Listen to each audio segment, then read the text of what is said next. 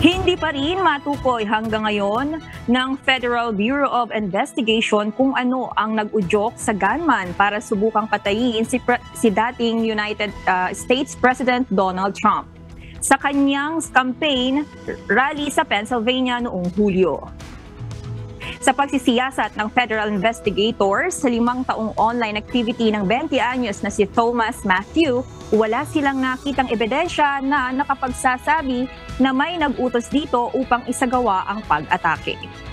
Wala rin silang natagpuang credible material na magpapakita o nagpapakita na mayroon itong kasabwat.